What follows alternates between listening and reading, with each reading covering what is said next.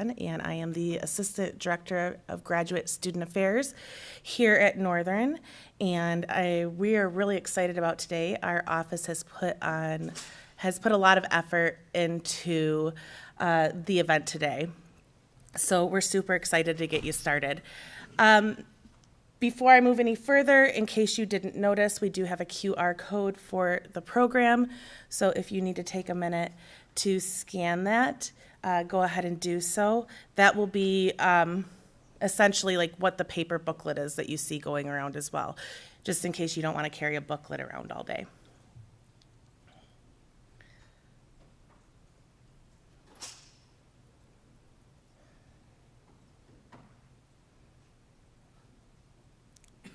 All right.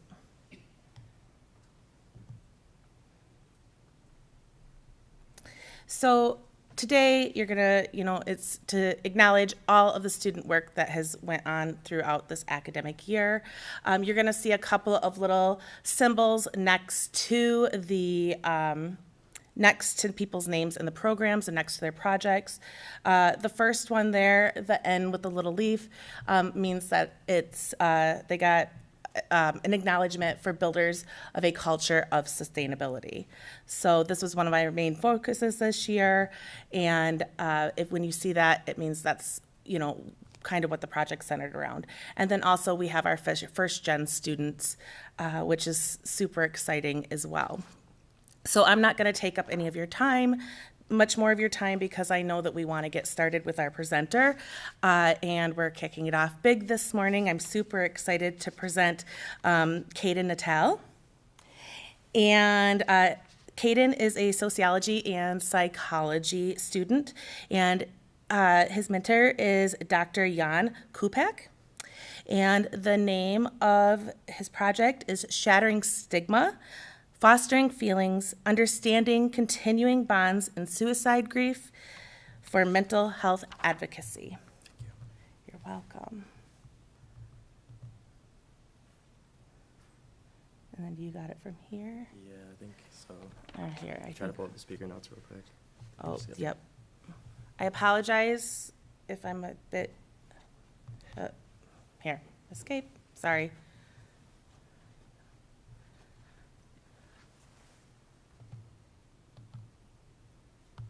And then we need to go back to the beginning.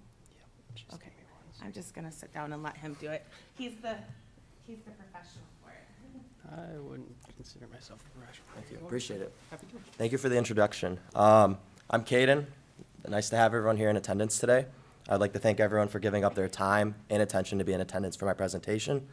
I will open up with some of these topics are a little sensitive. If you need to step out at any moment, feel free to do so. That is totally valid.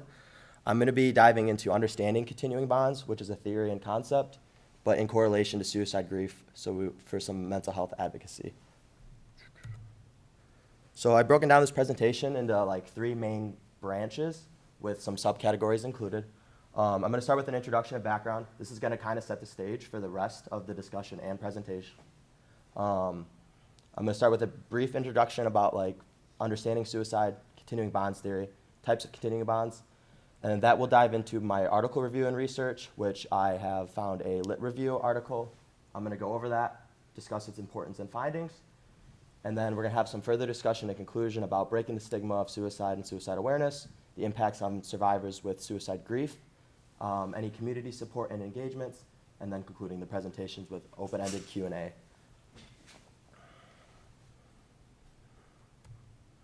So this will be the introduction and background part. Continuing bonds itself is a concept that's gaining traction in death and grief literature. We're going to be exploring the connection of continuing bonds in the aftermath of suicide loss. This has a huge role and importance in understanding grief and understanding suicide loss and destigmatizing that. There's a lot of negative impacts that suicide leaves after a loved one is deceased, and I want to structure more positive outlooks and perspectives around that. This plays a lot of emphasis on structures like mental health, grief mechanisms, and destigmatizing suicide grief perspectives. As a whole, I want to talk more about like coping, understanding, and being able to benefit from the overall information that's being told through these slides about suicide loss. I feel like with the stigmas around it and stereotypes, there's a lot of misconceptions. and therefore I'm going to dive deeper into that in the continuing slides. So to set the stage for suicide, I want everyone to understand that this is more than just statistics and numbers, but this kind of gives some numerical value to what I'm explaining today. Suicide has claimed the lives of 48,000 people in 2021, and in that same year, over 700,000 globally. So with commonality as such, I would like to explain the complexities of that. Not only does suicide impact the social circle of family and friends, there's a lot of complexity between mental health, social health, and other factors. And understanding this not only will allow for like a better understanding of those going through it or yourself that's going through it, but the complexities of your own mental health and any other grievances and importances for factoring suicide loss in connection to continuing bonds. So now this is kind of like the heavier part of everything. We're going to talk about continuing bonds theory. Definitively, it is a concept that invites humanity to reanalyze the social norms in the course of grief, insisting on mentioning that relationships persist and evolve even after physical departure of a loved one. So to further explain it, there are connections that continue after death. Like there's a physical departure, but there is no mental departure, meaning that like even after someone is no longer on this earth with us, we can still create bonds and connections and memorize that loved one even after their physical departure. The importance of this lies in the grieving process, which there's a lot of adaptation and growth as well, rather than just like a full detachment occurring. Understanding continuing bonds theory is crucial in the context of suicide, as it offers a framework for comprehending ongoing relationships that survivors maintain with the deceased. A lot of these impacts can honor and promote healing and resilience, especially with the continuing bonds theory, which I'm going to go into more detail about the types of continuing bonds that you may experience and how this can impact us in a positive manner. So to begin, emotional bonds and emotional connections, they involve maintaining a sense of connection with the deceased through ongoing emotional experiences and feelings, which will then relate to rituals and practices, as well as symbolic bonds, which are more commemorative practices, which there's a lot of tangible ways we see this. For example, I have a tattoo on my chest for loss of a loved one, and that is like a daily reminder when I look in the mirror that like that person is still connected with me, I'm still connected with that person, and therefore that is a continued bond through a symbolic practice. Some other examples might be like revisiting a restaurant that your loved one that passed away oftentimes went to, as well as like commonality in TV shows, media, anything that may remind you of that past loved one. And then integration with daily life. So continuing bonds are integrated in daily life. As I just mentioned, like looking in the mirror, I'm still looking every day to continue that bond. And this allows for individuals to navigate that grief while still finding meaning and creating meaning-making processes. So now I'm going to be discussing the article that inspired this as a whole. This really set up the framework and opened the door for this presentation to get put together, and it's something that I'm very passionate about.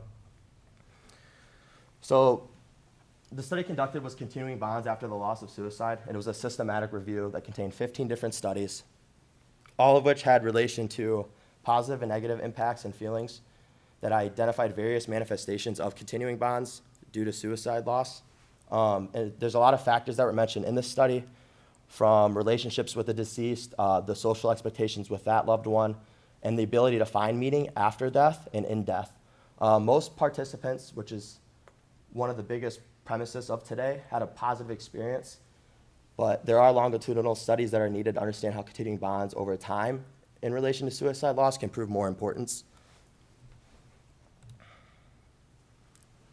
And then I broke down the article a little bit so you guys could have a further understanding about what is going on. For the methodology, there's a lot of guidelines that have had to follow, like PRISMA guidelines, systematic searches conducted in multiple databases, and then there's independent extraction of the variables and data by 2 researchers. Both qualitative and quantitative studies were included. Then there was an independent assessment of the study quality by both those researchers as well. And once again, there was high iterator reliability. And for the results, there was a lot of influence from relationship type and societal experiences. Both positive and negative experiences were reported. And continuing bonds generally is perceived as positive, associated with comfort and hope. And for the discussion of this,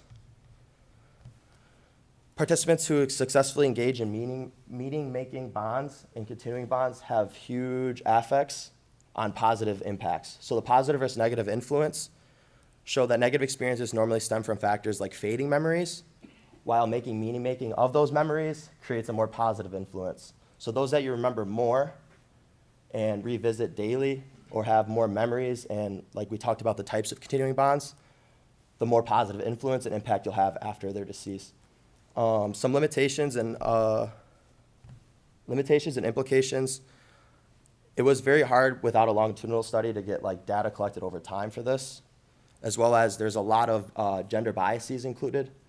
For that, there was a lot more female participants than male, which the irony in that is that 3 to 4 times more often men commit suicide compared to women.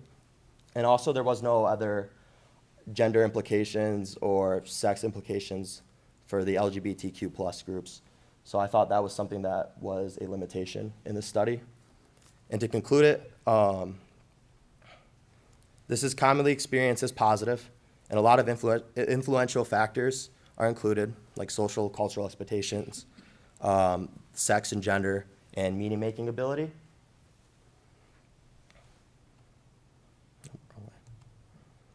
And then this is a graphic that I derived from this article, and I just wanted to explain a little bit further so it kind of puts into your head what exactly went on when they collected the data.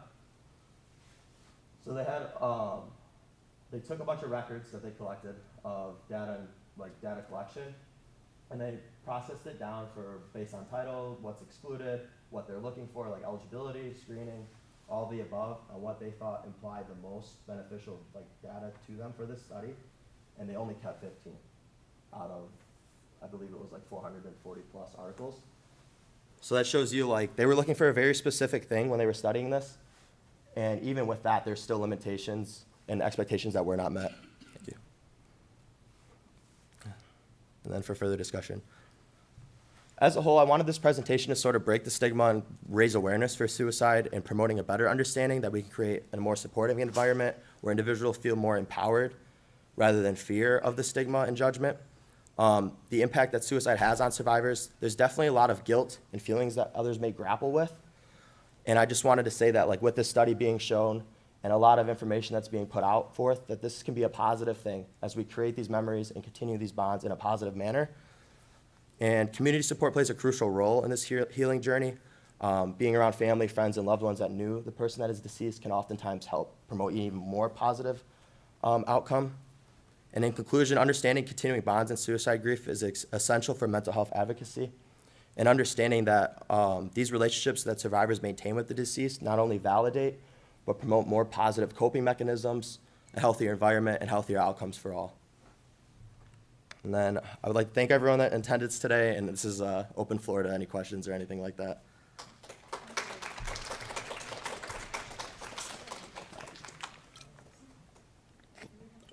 Yeah, we have time for questions.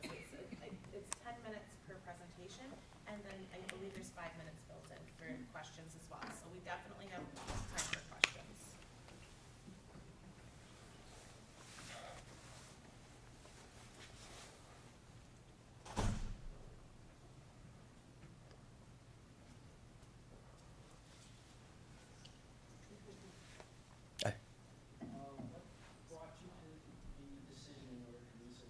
To research this, Dr. C has had like a great guidance and impact on this. I'm taking a death, dying, and grief course currently, and that's brought a lot of inspiration, but I also have a friend that not recently passed away, but committed suicide a few years back. I thought this was very close to home and something that I could be like passionate and like explore more into. And I do want to derive my own research project based on this. So that's definitely in the near future. I hope to do something like that and kind of pull it all together. Thank you. That was a good question. Yeah.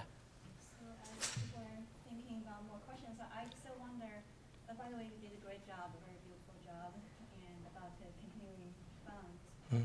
So I wonder, in your preparation for the research and the presentation, what was the most challenging, what was the most rewarding, and what worked well? Yeah. So that some of your schoolmates might see as some tips for them to maybe consider doing our I would say the hardest part for this was the general topic. It was a lot of times, a lot of the articles and research that I like derived from like JSTOR and scholarly websites, they didn't necessarily correlate continuing bonds with suicide loss. So it's very hard to find like proper articles with proper data that I can kind of go over and explain to include in this presentation. Because a lot of times those are separate entities. And with like a lot of like groundbreaking research going on currently with death and grief literature, it was kind of hard to find like where they went in tandem with one another. So that was one of the struggles I faced. But once I found like one or two like very easy to read and easy to understand articles that related directly to my topic, I was able just to like get going from there. So, yeah. What was the most rewarding part? I would say like learning about something more in detail that's, like I said, was very close to home with me was probably the most rewarding part. And like being able to understand and then provide this information to like a classroom setting and kind of like spread my message that way with it. So that was the most rewarding part. Yeah. Yes. Both of you. Are you continuing with this research? Yes, I plan to somehow. Yeah. Do people help out with that? Oh, yeah, people like Dr. C, obviously, she had a lot of influence over this. And that kind of will help me like lead in the right direction, like reaching out to my professors and creating like connections and things like that. Not only like allows me to better myself, but they give up their time, which is such a scarce resource. So then that way I can take their knowledge, their time, and better my own research and, you know, push it in a direction that I want to go with it. So are you doing interviews of potential, Not currently. I'm setting up like the framework for it. okay, once you do, how do you think people would get in touch with you? Through ease of selection, I'd probably like want to advertise it to the community more so that I can get a broader sample of data rather than like just sticking to students. I want to get more of an age range, and like I said with the gender issue, you know, the article I presented had heavy female participants, and I'd rather balance it out than lean heavy one way or the other. So yes.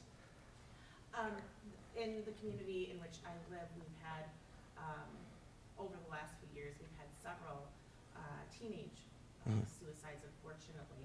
And I'm just curious if your research will kind of encompass that group of kids. Like, have you thought about, you know, going to high schools and presenting and talking to kids who are maybe under 18 who don't necessarily know how to process death as much. I mean, suicide is hard anyways for anybody and very sudden, you know, but for kids who haven't Yeah. ever experienced death before. That's the yeah. Sorry. As his mentor, if it's okay. Yeah, you're let good. me share my inputs before you have. Of course. Inputs. So that is very good, you know, good suggestions, suicide prevention as well as healing. Just as someone who have been training grief support specialist, you know, there's a lot more going in there than a researcher going to the field and do that kind of education. So I would say probably need a little bit more of training in how to handle this kind of work, because it can be sensitive, it can be triggering, and you know, the students do taking this course have done some counseling and other kind of support work, but definitely need a little more of a training in order for, maybe I'll have to accompany him to do this kind of thing. But a really good idea. Yeah, no, I'm not a professional in grief counseling by any means. So, but I definitely have thought about that age demographic. That was how my friend passed away in that general teenage years. So that was definitely something that's crossed my mind.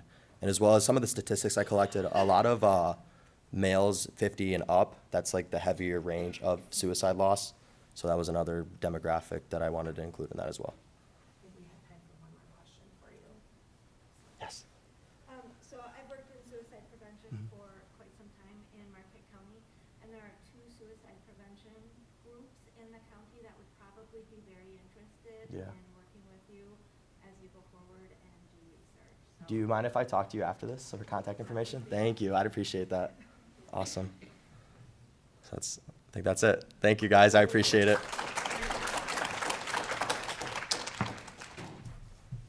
I don't know if I was supposed to unplug that. Did you want me to? No. Okay. But that's Hold on, okay. I We'll got get you. it going. There you go. All right.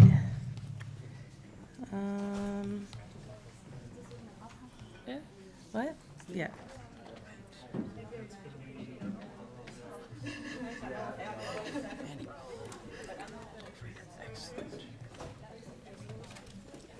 right, thank you.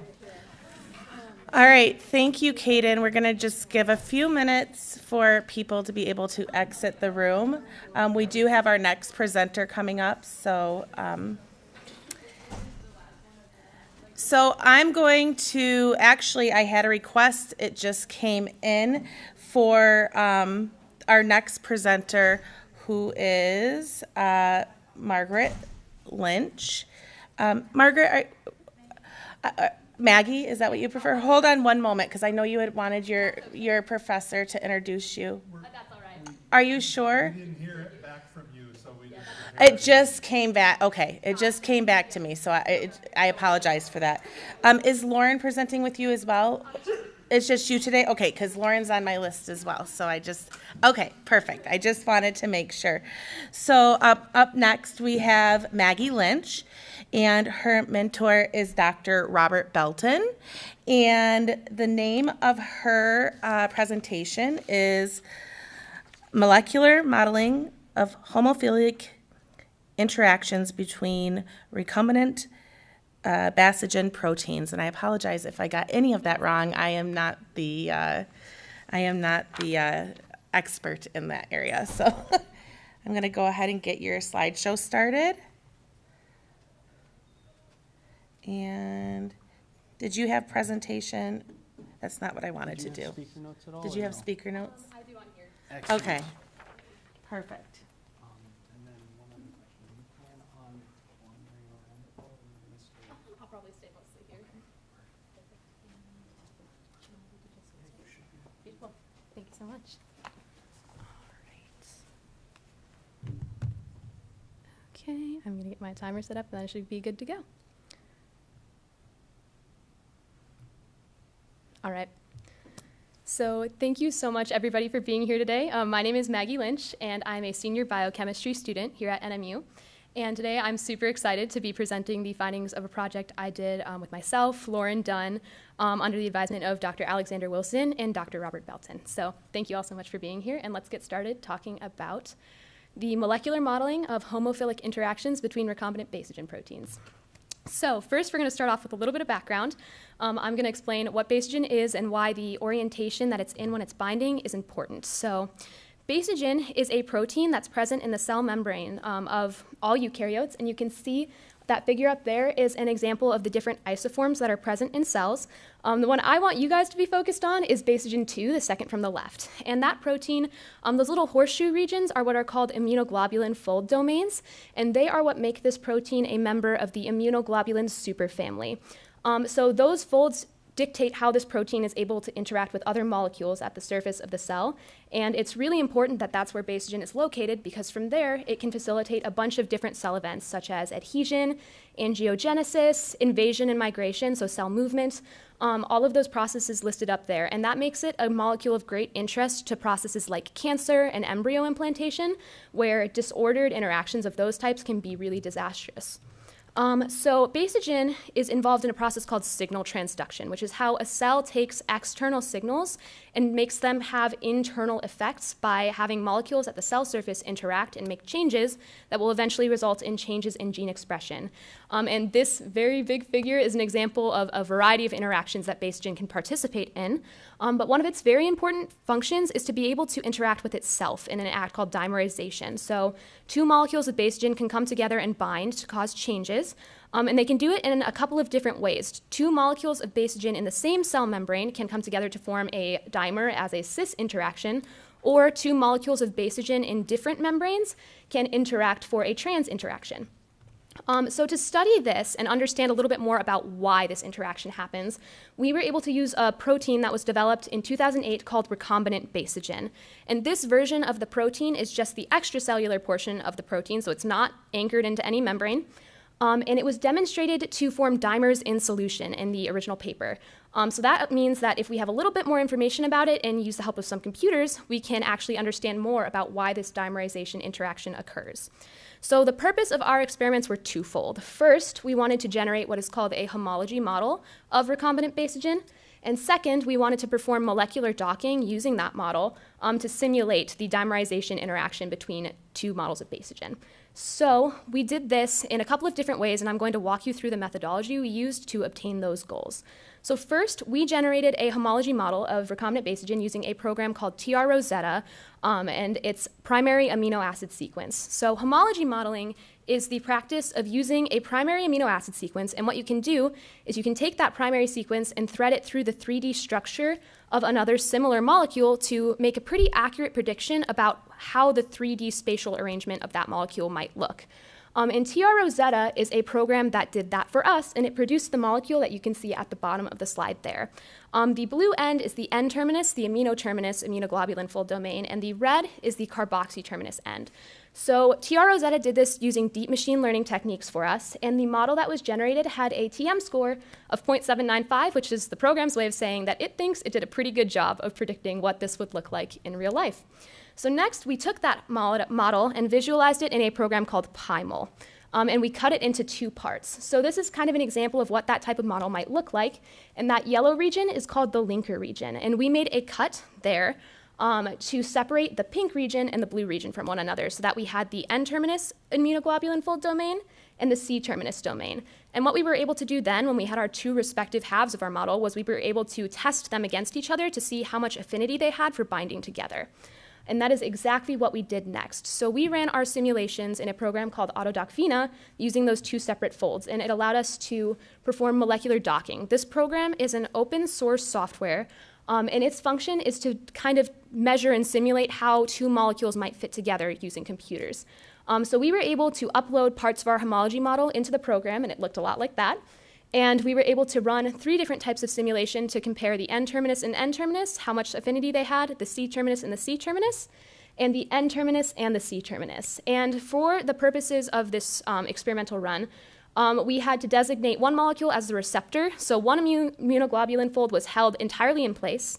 And then we designated the other as the ligand. So the program rotated that all around it to see how chemically favorable those positions were. And then it gave us output in the form of a bunch of different binding orientations and in the form of the affinities that correspond to those binding orientations, telling us how favorable chemically those interactions are.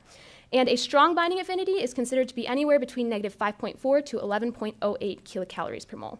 So after that, we analyzed our output to identify any amino acids that might be enabling this interaction, might be critical to it. And we did that by visualizing those orientations in PyMol, and then we looked at the interacting faces of the molecule, selected all the amino acids there, and had them made out to be stick projections so we could see where the atoms actually were. And then we were able to measure the distance between atoms that are capable of chemically interacting to identify hydrogen bonding interactions or ionic interactions. And so let's talk about what the results of that data say. So this is an example of the type of output I got. We're not going to talk through every single orientation, but what I do want you to note is that all of the binding affinities for these tables were within the range for a strong interaction. The color coding is indicative of the 3 categories of interaction that we saw for this N-terminus run, and I will have diagrams that'll do a lot better of a job explaining it than this table does in a moment.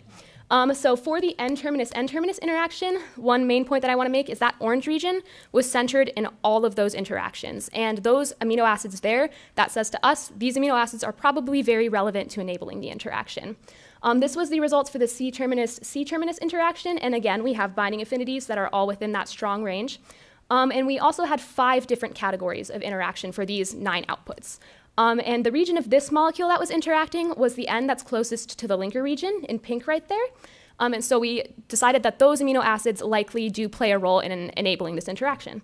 And finally, our N-terminus and our C-terminus interaction, we only got one output from the computer for that, and it had a very, very high affinity, or binding affinity, positive high. So that is not good, according to the computer. What the computer is saying is it doesn't really think that this interaction is likely to occur if things work the way that we told it that they do. And so this is also showing that the computer is not just saying every single interaction is favorable, it's capable of recognizing an unfavorable interaction. So what does this mean? How can we put all of this into context? So I drew some diagrams of these positions to try to make it make more sense.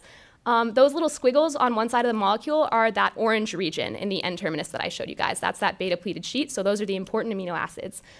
So we were able to see interactions that looked like they could be trans and cis. Position A, the way that the carboxy terminus domains are oriented suggests that they would have to be in separate membranes for the top part of the molecule to come together in this way.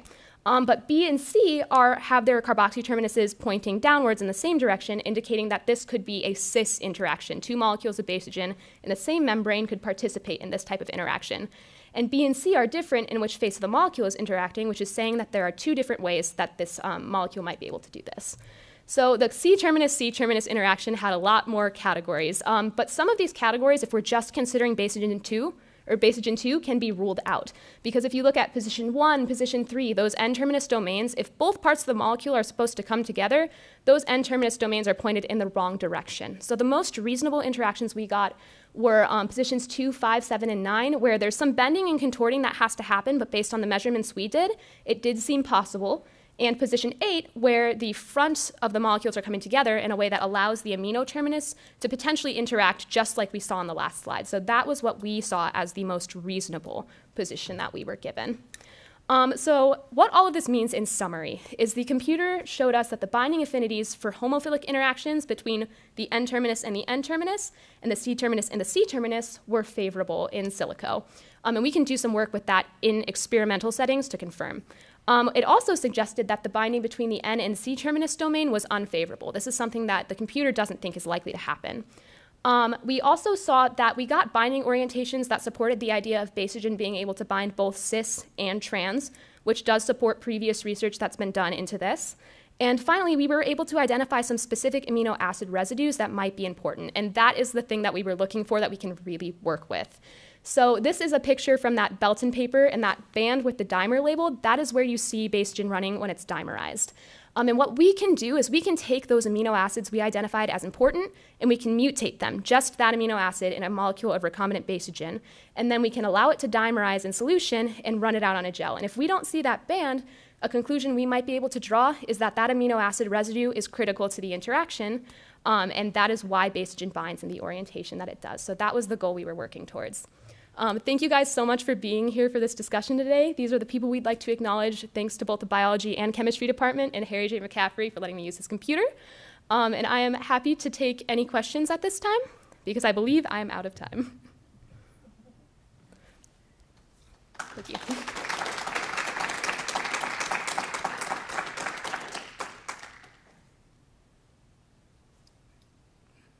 Yes, Dr. Belton? What got you started going down this pathway with this molecule that we've been working on? Because what the audience doesn't know is that you had a completely separate project that you were working on with this molecule. And so can you just speak a little bit about what happened and how you got down this path? It's really turned out to be quite interesting. Yeah, absolutely I can. So I've been working with Dr. Belton as his freshman fellow since freshman year, but I took a class with Dr. Wilson, Chemistry 495 this year that he offered in the fall, and it's called Macromolecular Modeling, where we had to do a project to do modeling and docking for a molecule of interest to us. And so as part of that class, I was instructed to do a project like this, and that's what this turned into. So I used the molecule that I've been working on with Dr. Belton for a very long time now. And there was some troubleshooting that had to go into it that caused us to kind of really think through what this dimerization interaction would have to look like and how we could do it in this program.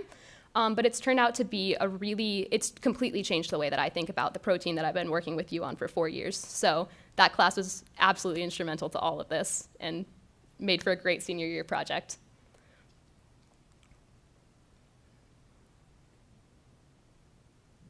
Mm-hmm. Do you plan to continue studying this once you graduate, or? So I unfortunately probably won't be studying this exact molecule, which I will miss very much, but I do plan to go on studying similar things, yes. I definitely want to go get my PhD in molecular biology and work with, how you turn DNA into proteins like this, what it means, what changes in gene expression do, stuff like that. Yeah. I had a couple of technical questions. Yeah. I'm just wondering how long these calculations take and what sort of computer resources are you using for them? So the answer to that is a very long time, as we discovered last winter. So that was the main problem with this project, was trying to figure out whose computer we could run it on and how to get it done in time. So that's why Harry J. McCaffrey is up there, he's a computer science major, and we were using his computer to try to run these simulations, but what actually ended up working was my roommate's gaming computer.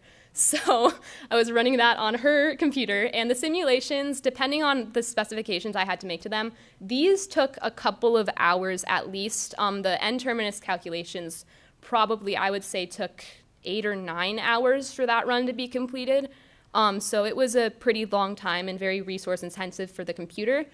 So another thing that would be incredible to see done with research like this is to see if we could get it running on, clusters, stuff like that, to be able to make more specific adjustments to what the experiments can tell us.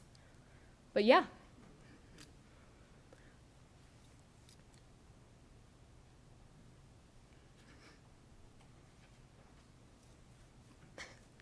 All right.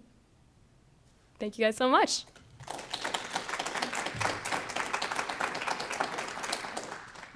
Good to leave it? Yeah, Cool. just leave it. Thank you.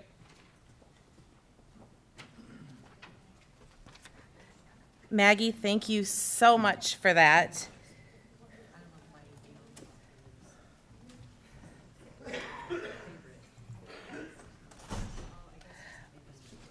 Pardon me? There we go. Okay. So we're going to give people just a few minutes to exit the room before we move on to our next presenter.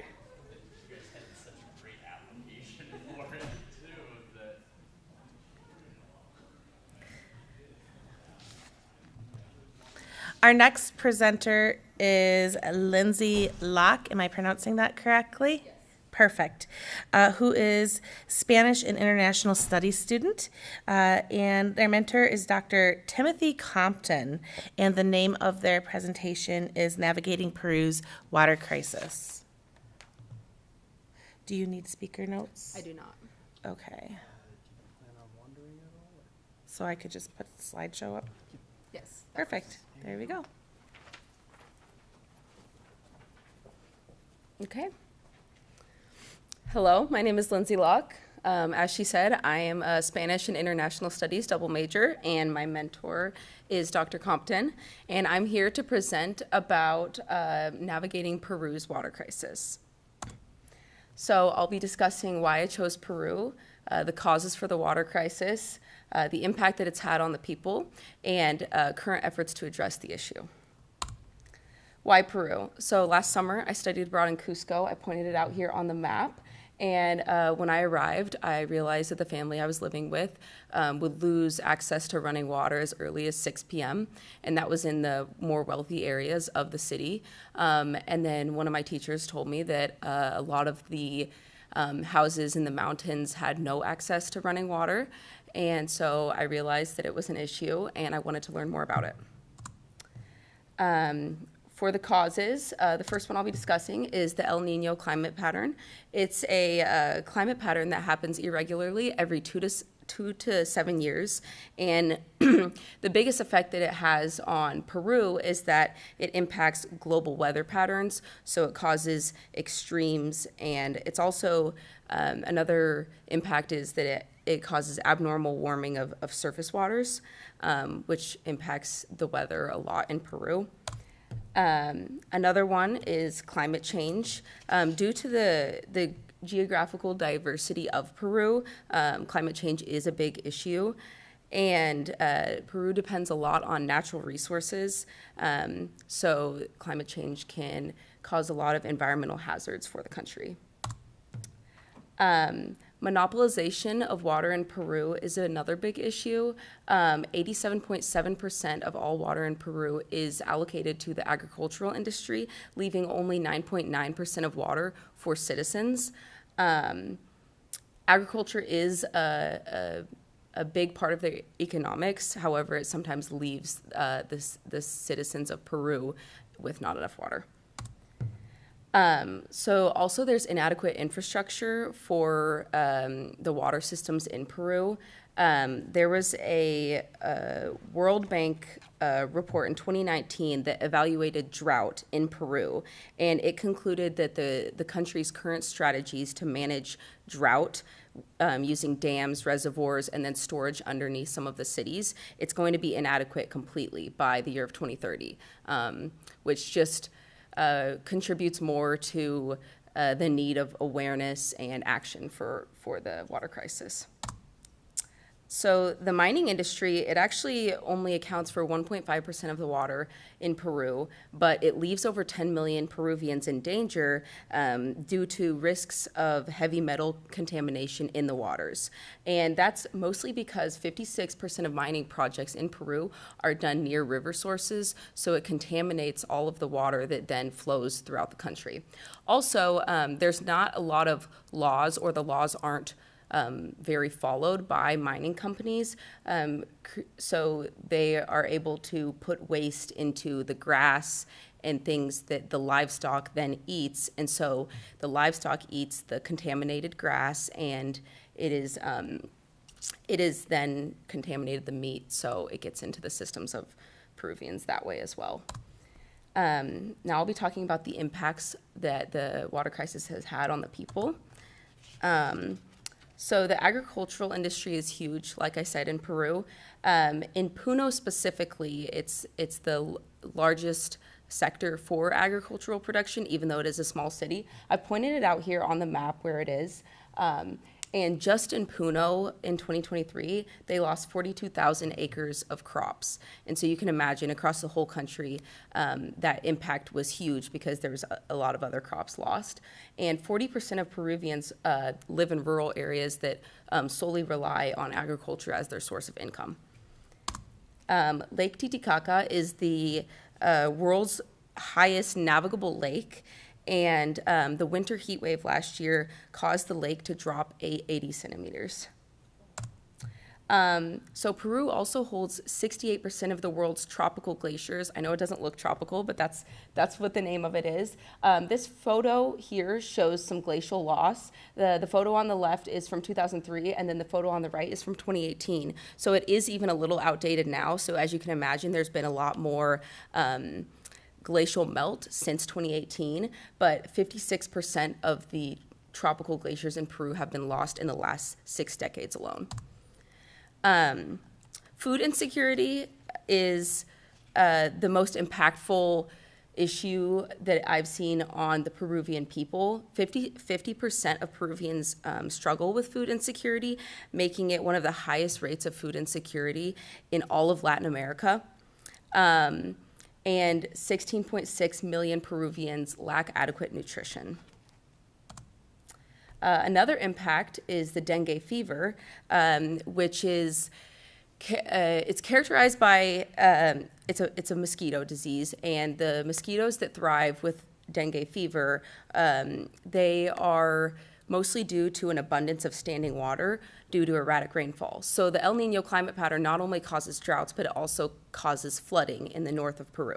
So last year it was declared, when I was there actually, it was declared a national emergency.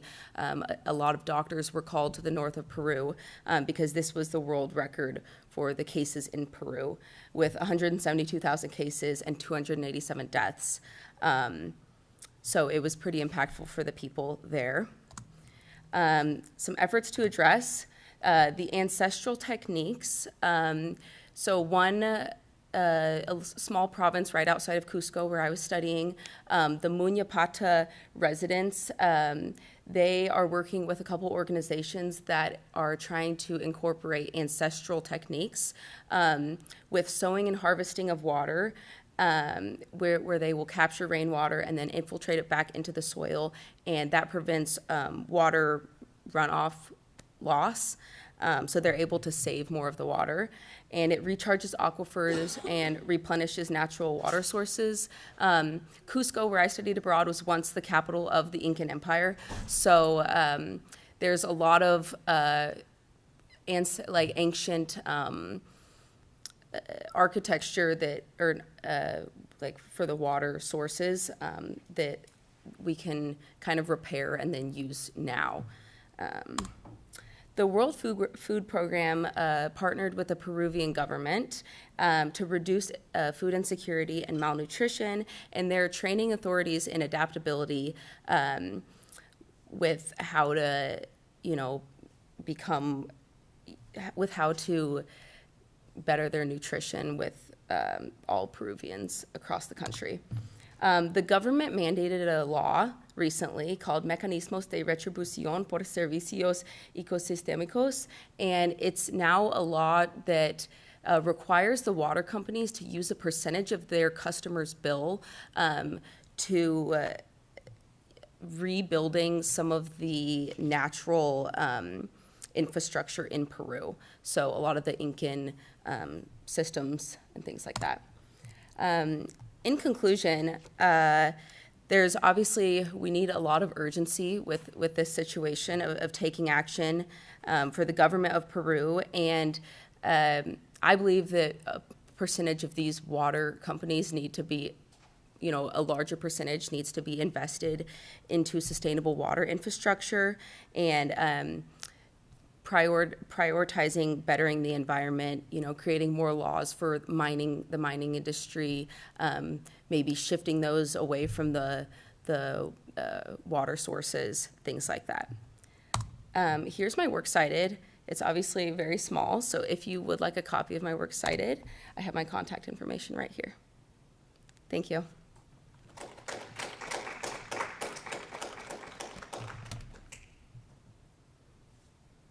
Can you talk a little bit more, if you're able to, on how they gather the water before they reincorporated it into the soil? Right. So let me go back to that slide here. So the rain is captured and then it's, infiltrated into the soil. I don't know a whole ton about the scientific way that they're doing this. But I know that when I was in Peru, there's ancient ruins everywhere. You walk around and you will just stumble upon them, not even museums, nothing. And there are a lot of running water systems that are still running in the old Incan irrigation systems. So I think a lot of what these communities are doing are kind of restoring those ancestral techniques that were once used, that worked for so long in the Incan Empire. Yeah.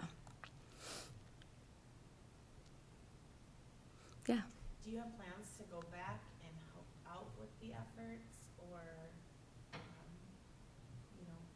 are you going to continue? Are you graduating? No, I'm a junior, so I Okay. have another year.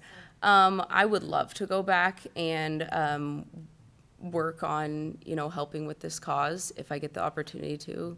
Yeah, I don't know what my future plans are yet, but I love Peru. I'm very passionate about Peruvian culture, and it's such a beautiful place, and the people are amazing. So anything I can do to, help the livelihood of Peruvians, I would love to help. So if I get the opportunity to, absolutely, yeah. Yeah. What, sorry. No, no, I love questions. So what are their plans if, by 2030, they're going to be basically out of water? Inadequate, yeah. What, having inadequate water, what happens? Where, do other governments step in? Is it something other governments are aware? I'm sure they're aware. Yeah. What do you do? Right. So the World Food Program is it's a part of the United Nations. So there's two sustainable development goals that they're working towards with the Peruvian government. So they have different organizations, that are working within Peru. Also, there are a lot of smaller organizations that I didn't include in this presentation that are working towards ways to make water more sustainable. I know there's one part of Peru that only gets access to running water for less than 7 hours a day. And then obviously there's a lot of places with no running water at all. And then also, the contamination. So, yeah, you know, I don't know what they're going to do if it's all inadequate. I know in the north of Peru, you get the two extremes. You get the drought and then you get the flooding. So a lot of people ask, you know, why can't they just bring the water, you know, down? But there's a lot of geographical barriers like the Andes and different things that don't allow that water to really be transported super easily. Yeah. Yeah. This might be silly, but why don't they just drink the rainwater instead of putting it back in the ground? Well, there's just not enough. Like the rainwater is infiltrated into the soil so that way they can use it for agricultural purposes. Because like I said, there's 40% of Peruvians that rely on agriculture as their, you know, source of income. And agriculture does take a lot of water to maintain, especially in those drought areas where the soil's already kind of dry. Yeah, that water is usually just infiltrated, you know, back in for, for the economic side. Yeah. So if there's more water towards like the rainforest area, is there anything being done by the government to move people towards that area, move them out of the deserts?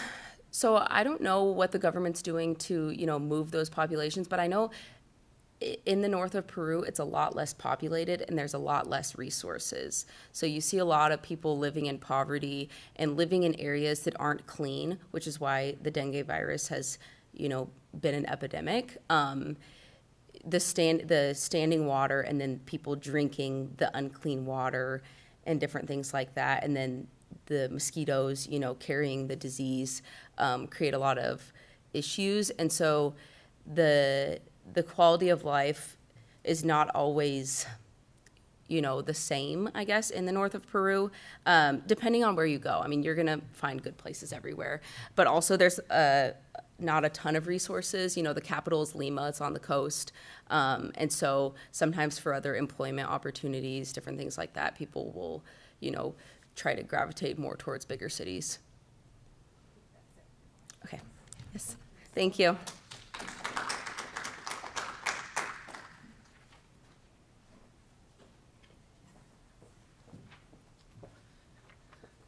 Thank you, Lindsay. That was fabulous and makes me want to jump into action as well.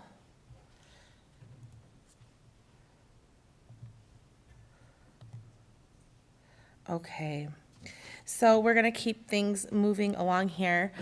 First of all, I would just like to give a shout out to this young person in the back. What is your name? Elijah. Elijah has been wonderful in helping with me today. I did not put this slideshow together, so I apologize for it being a little bit clunky in the transitioning and whatnot, but Elijah has been amazing, so let's just give him a hand real quick. Thank you. So our next presenter is Julia Jacqueline. And Julia is a secondary English education student. And Julia's mentor is Dr. Timothy Compton as well. And the name of Julia's presentation is How Korean Society and Policies Are Affecting the Korean Birth Rate. Do you have speaker notes on your presentation? I should be good. Because I can bring them up. I just always click the wrong thing. Well, if you can bring them up without them being shown. Yes, I can. Hold on. Because what I have to do is this. See? Look at, oh my goodness, you guys. There, I am learning. Is that it? So the last thing we're gonna do is we're going to come over here and then go that towards full screen.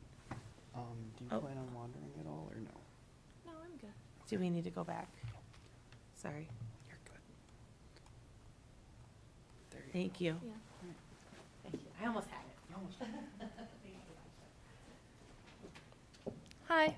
So I'm Julia Jacqueline, like she said, and today I'm going to be talking about the South Korean birth rate. So first we're going to talk about the history and policies that first affected the South Korean birth rate, and then what the birth rate looks like today and the factors that are contributing to it, which are the economic and the social factors, and then we're going to jump into a conclusion. So first we're going to start with the history of South Korea. After the Korean War in 1953, they were the poorest country in the world with a GNP of only $80. But even with that economic standing, they still had a population growth in 1960 with a baby boom and 3 million refugees from North Korea and Japan moving back to South Korea, as well as an increased life expectancy from 27 in 1920, which jumped to 57 in 1960.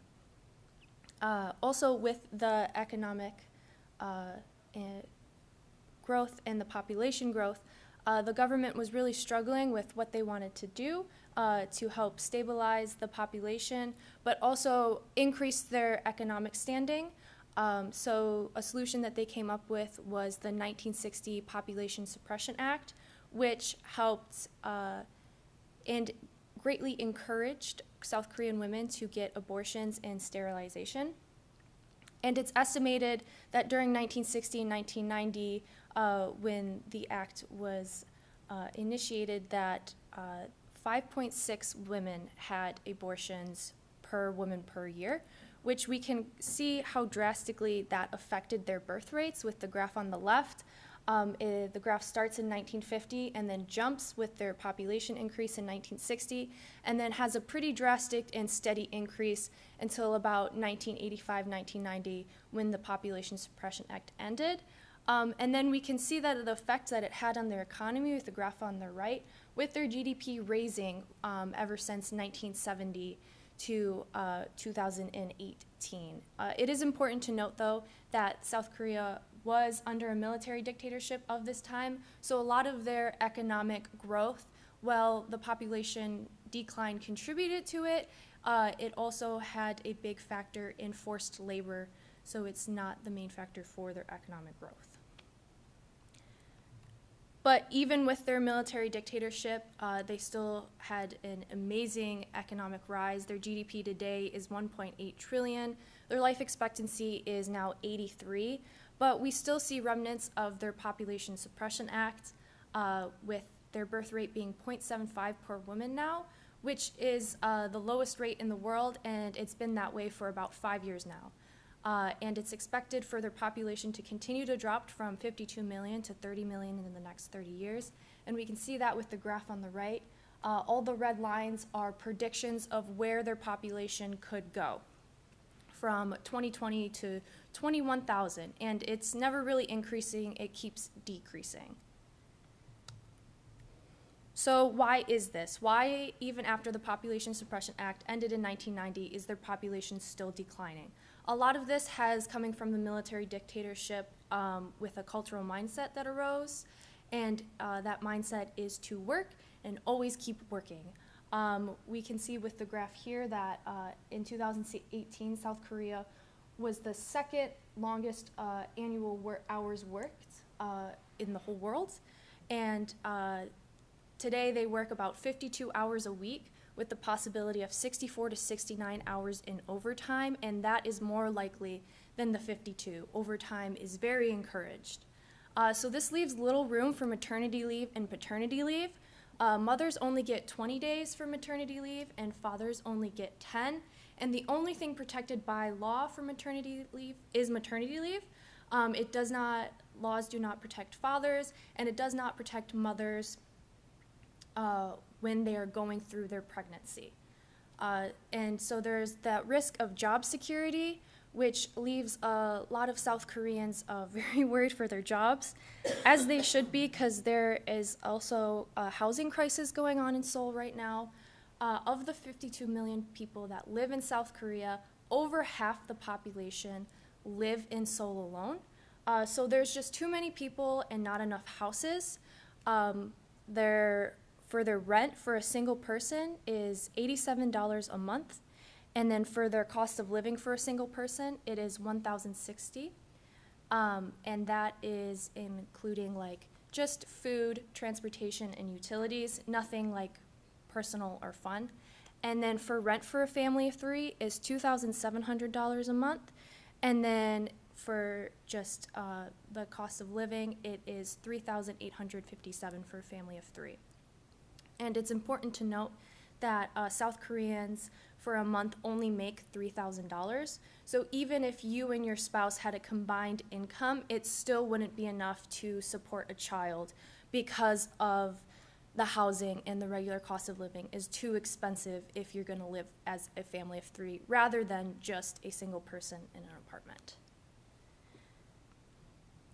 So South Korea is trying to combat this a little bit by implementing kind of a European style with paying their families that do give birth, but it's not enough. You only get $1,500 when you first give birth, only $528 until that child reaches the age of 1, and then $264 for the age of 2.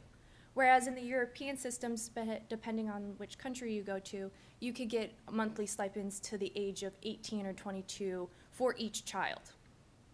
So stopping at 2 isn't the rest of that child's life, and so it's not enough to support them for that period. So it helps for the initial part.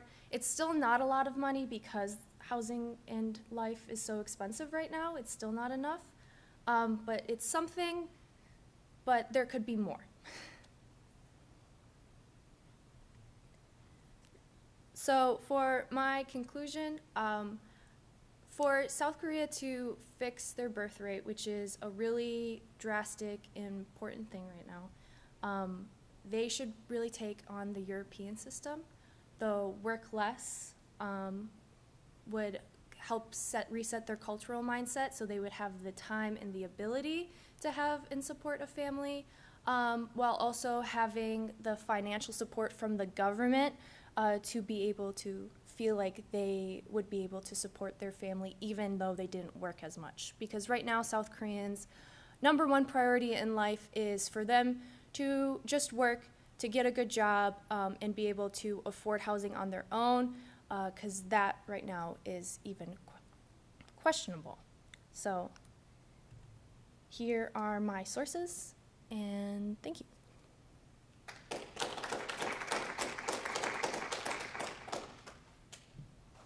Yeah. What prompted you to start studying this and to research this? My minor's in international studies, so I did go to South Korea for my study abroad trip. I was there for 4.5 months, and it's a really big topic that lots of people are talking about right now, so I just wanted more information on it. Yeah. What do you think it would take to shift the cultural mindset from, focusing mostly on work to, trying to start a family? Excuse me. I think it would take a lot.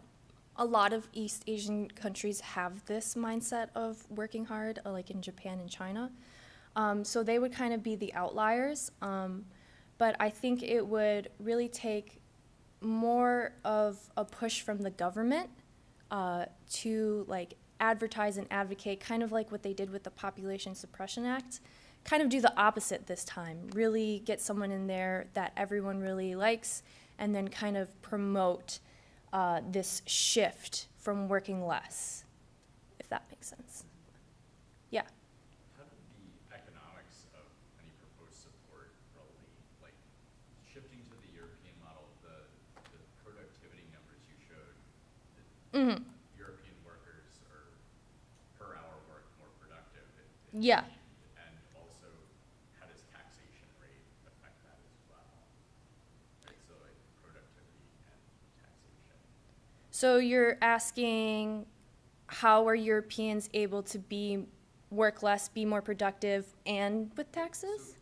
So, is that how the support's able to be offered in that European model? Oh. Right, would the government be able to afford that support Mm-hmm. if people worked less with a similar tax rate? Mm-hmm. So, yeah, they definitely would need to increase their taxes, as Europeans do have very high taxes. But a lot of Europeans are aware of where their taxes are going and why they pay so high taxes. So that's why a lot of Europeans have families, right? Because they're paying such high taxes, so they want them to come back to them so they'll have families. I think if that is explained, it could be adapted. I don't think it could be as drastic as Germany's, but maybe something like France, you know, or Spain or something like that would even be better, if that makes sense. Yeah. Yeah.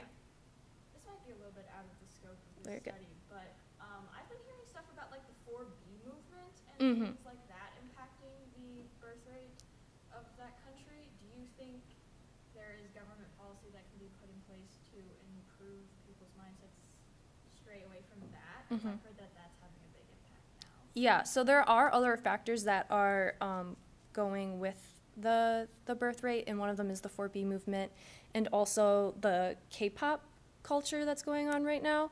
But for those of you who don't know, the 4B movement is a radical feminist movement where women say no to like 4 things that all involving men. So no like relationships with men, no dating men, no marrying men, and no having children with men. And a lot of women are doing that in protest to how they are treated in South Korea. So it does affect their birth rate, and the government is trying to change that mindset, but not in a positive way. When I was there, they had just come out with a thing that if you wanted to get rid of your 2-year mandatory enlistment period for South Korean men, you had to have 3 children.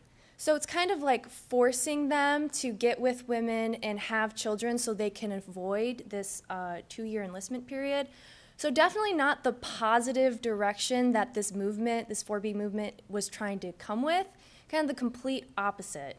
So I don't really, there's a whole lot of cultural structure that needs to be reworked in South Korea.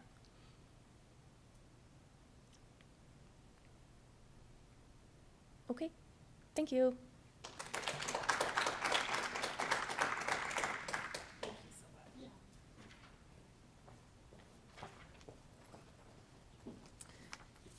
Thank you so much, Julia. That was very interesting.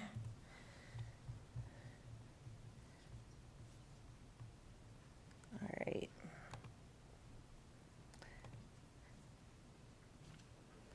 So up next, we have one more presenter today. If you are going to be leaving the room, I'll give you just a few minutes to head out before we have our presenter get started. And I do want to remind everybody that this is the last presentation for this morning's session. And then there is going to be lunch served at noon, so we invite you to join us for that as well. All right, up next, we are going to have Hope Caspian. Hope is a theater and entertainment arts student, and Hope's mentor is Paul Truckee. And the name of Hope's presentation is Why Study the Arts in the Age of AI?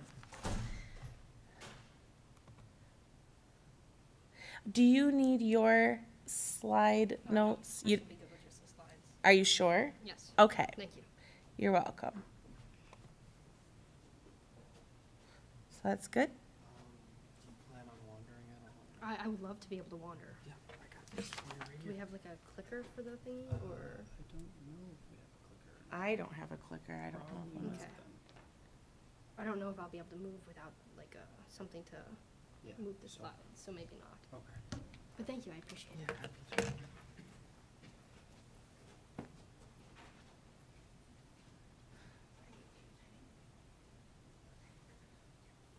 I'm going to start then. Awesome.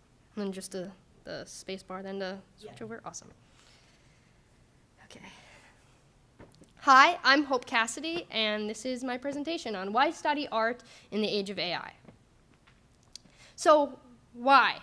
Why study art in the age of AI? Why, when we have artificial intelligence that is able to write, create music, and create images instantly, why put paint to canvas? Why put pen to paper? That's the question I'm hoping to answer today. And as a theater major, I'm sure my parents also are wondering, What's the point of studying art in a time like this? So today I'll be dissecting the cyclical nature of art within history, revealing the value of studying and creating art in a time like this, which I would beg to say is an artistic dark age. And this I'll be doing from a theatrical perspective, as I am a theater major and that's what I know about. Awesome. I would like to address, first of all, the whitewashing of history, as well as the fact that history has been written by the victor, and the fact that this history that I'm basing my knowledge off of is coming from a place that does not respect the indigenous peoples or cultures outside of Christianity, which is very unfortunate, but it is the history that we have, not how we wish it was. I'll be looking at history in a couple different frame cycles. I'll be looking in 10 to 100 year cycles, as well as larger cycles in big 1,000-year scopes. So we're going to be looking back way before we can even imagine to really see what could come in the future. We'll be looking at the expansions and the contractions throughout history and how art has followed these expansions and contractions, and see historically how theater has affected these things. First, we'll dive in starting with prehistory, around the time of the start of writing and math. This is our starting point because history likes to say that history doesn't count unless something is written down. So this is where we're going to start. Unfortunately, we never get too far without something happening, and we have a massive climate event that lasts about 100 years, wiping out a lot of the records we have from this prehistorical time. But lovely enough, we know that art was used in several different ways at this time, from creating tools and creating cultural things, as well as having religious values with ceremony and ritual. Then, after this climate event, we move through the early Bronze Age, and we reach what I like to call the Greek peak, where the Greeks are organizing theater and government, and they're really making moves to get things written down and to have some sort of organization, and this is very important. Unfortunately, nothing lasts too long, and the Greeks, their empire falls, and this is a highly religious time. We're swung through this time with Alexander the Great in the Hellenistic period, and we fall into some really great times where we have things like the Olympics happening and the Roman Empire is built. The Romans essentially steal all the Greek stuff, calling it Roman, and we have other great things like the Silk Road is happening during this time, so knowledge is getting out more than it ever has before. We have also the golden age of human advancement. Religious figures like Jesus are alive during this time. The year zero is happening. Unfortunately, like I say, we never stick to our great things. We always end up falling. We swing through the Middle Ages and the Dark Ages as Rome falls, Christianity again takes over, and the Holy Roman Empire with the Catholic Church begins to take over. At this point, art is heavily controlled by the church, and they like to use the money that they have to manipulate the art at this time period. We then have the British Empire starting to rush in at this time period, and we have the invention of ships, which again allows information to spread way more than it did before. And we have a beautiful thing of touring theater takes over during this part, which I love. Unfortunately, again, we never get too far, and the Black Death crushes humanity with death. And so now we are plagued with that. But we come out of that swinging humanity does with the invention of the printing press, which takes knowledge and information and shares it on a whole new level. And this gives rise to great writers that we have during the Elizabethan time, including the wonderful Shakespeare, who unfortunately his work wouldn't be catered and bringing joy to people for much later when Shakespeare is rediscovered. Unfortunately, we have really great evils happening during this time as well, with including things like colonization. And again, the church is controlling the art, and art is limited, unfortunately. We swing out of this in the Baroque period, the Renaissance, the Enlightenment, when we actually have big things happening in art. We have this rediscovery of Shakespeare and this rediscovery of Greek and Roman classical culture that is reinvented and put back into our arts, and is this big point. But, of course, we don't get too far until we hit the Industrial Revolution. And although this could be seen as another peak for the industrial world and for technology, in the art world this is seen as a time where we have less art and it's more controlled. So during this time we have, again, another expansion of transportation, ships, planes, trains, automobiles. The light bulb is taking off during this time. So we have lots of things that are happening, but not as much in art. But these inventions bring off to new forms. This is time period I'd like to call the formation of the forms. So when we have all of these different isms and these different forms, this is also going to be created during this time period. And we have the availability of film that is also being taken over. And so art is at an expansion period here. And then, unfortunately, we end up going into a period of war with World War I and World War II. We kind of all know what happens with that, unfortunately. But this then brings into new forms, which are absurdity, avant-garde, and then the globalization of the planet. And of course, this ends up bringing in one of my favorite things, the golden age of musical theater, which is this peak of theatrical art. But unfortunately, this peak doesn't last too long until we head up into a commercialism and a consumerism with the Disney dynasty, with Marvel, and shows like this into the present coming in from the 90s. And today, now we hit this age of technology and AI and COVID and mental health. But what happens next? Where does art live in a day when we have AI and artificial intelligence? Looking back, we can see all the peaks and all the valleys. But where, now during COVID, what peak will we hit next? Where are we going? Where could we go? What do we see around us that we've seen throughout history as we look back? Today, we see lots of issues with climate, plague, and war. How can we look back through history and know what's coming next? When we see great climate events, what happens? We see great organization done by the masses with the Greeks.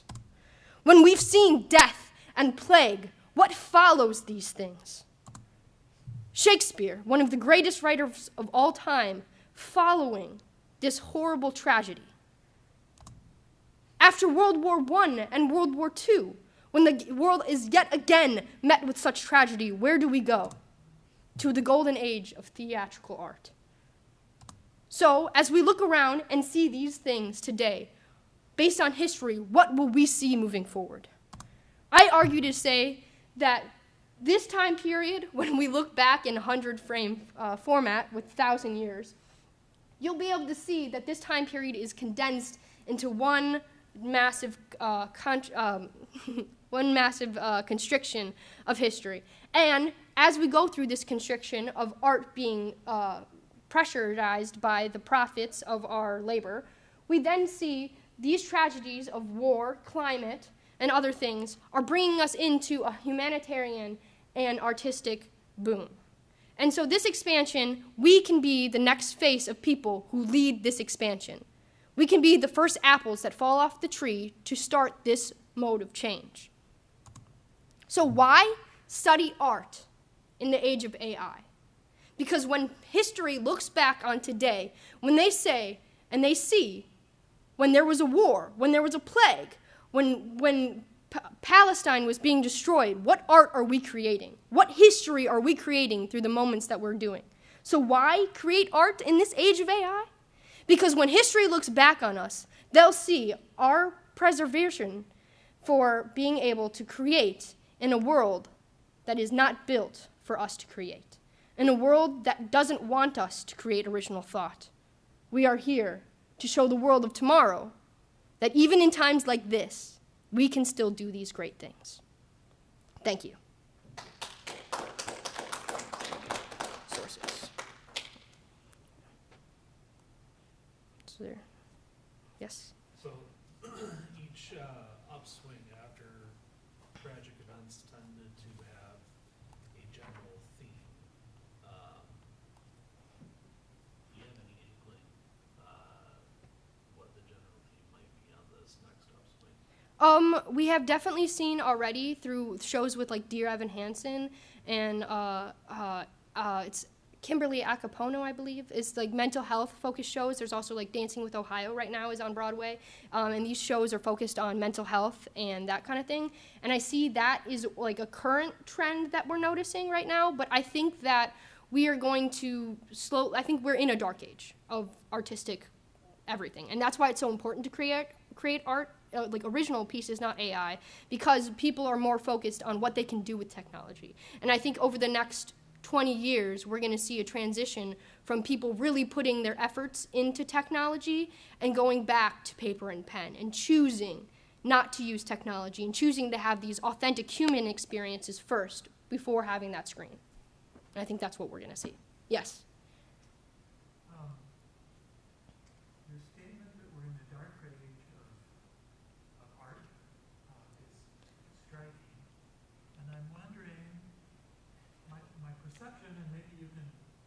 your perception on this, is that it isn't a lack of people creating.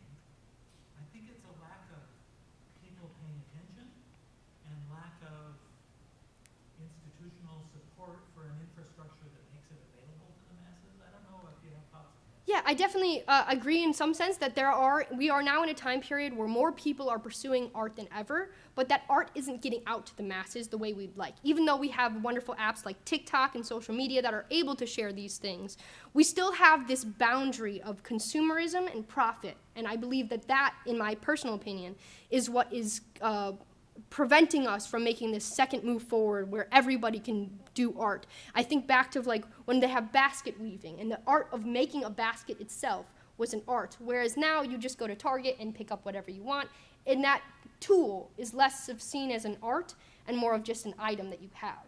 And I think that we're going to slowly shift into this period of seeing these items and these tools that we have are going to be seen less as just tools and become art again, and craft will be seen as art again, if that answers your question.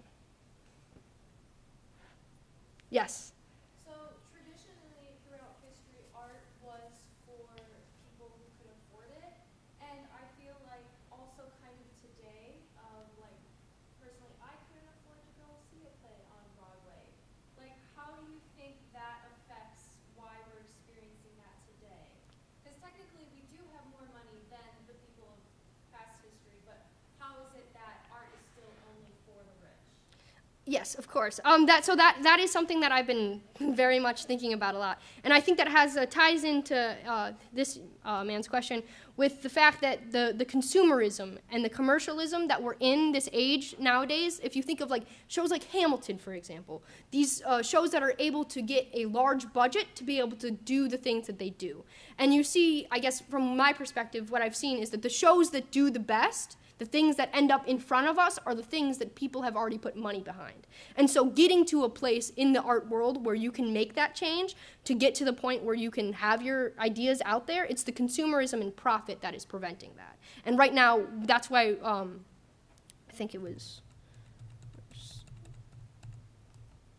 here it is, with the consumerism, with the Disney dynasty and stuff. So companies that would normally be creating art just to create art are now creating art from a point of profit. And if that idea doesn't take off, and that's why we see a lot of like these reruns, or we see like The Outsiders, the musical, The Great Gatsby musical. They're taking ideas that are already profitable and using those to create more profit. And so that's why the art world has been strained by this. Although we have the ability to create more art and there's more artists available, there are this massive profit barrier, unfortunately. Any other questions? Yes? But, like, do you perhaps see that maybe it's been there was a more generalization to the art, right, for mass appeal, even removed from a capitalistic structure, right, just by influence or notoriety, removed from money making?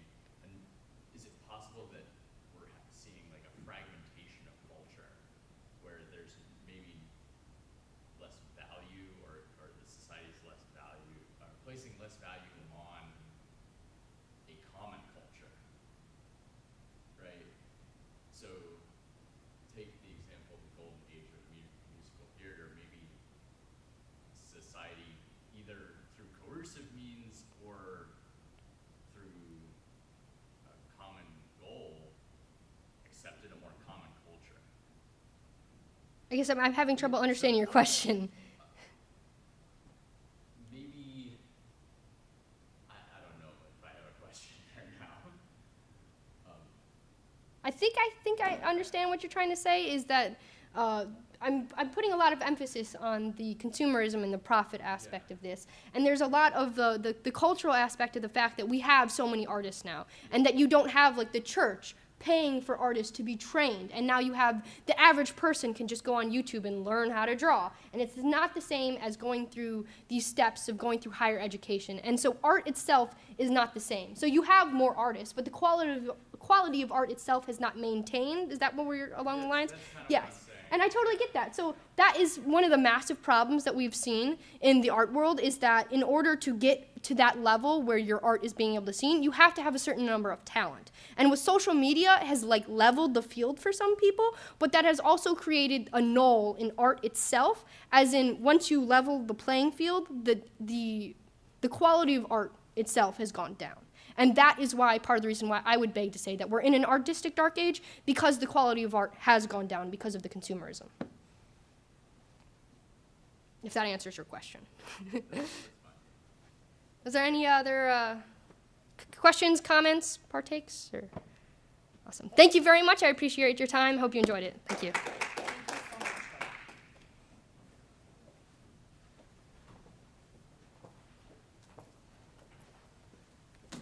All right, that concludes this morning's presentations in this room. We will pick up again, I believe. Tyler, do you know what time we'll pick up in here? Is it 2 p.m.? Is it 2 p.m.? Okay, thank you. I want you to come back for that. It's my friend. Her name is Clara. She's going to be talking about tapeworms. Very interesting stuff. Look at the plug. Is there anybody else that wants to plug somebody coming back this afternoon? But thank you so much to everybody for joining us today. And like I said, we are providing lunch. 1311, it starts at noon. So please join us for lunch. And Elijah, please join us for lunch as well.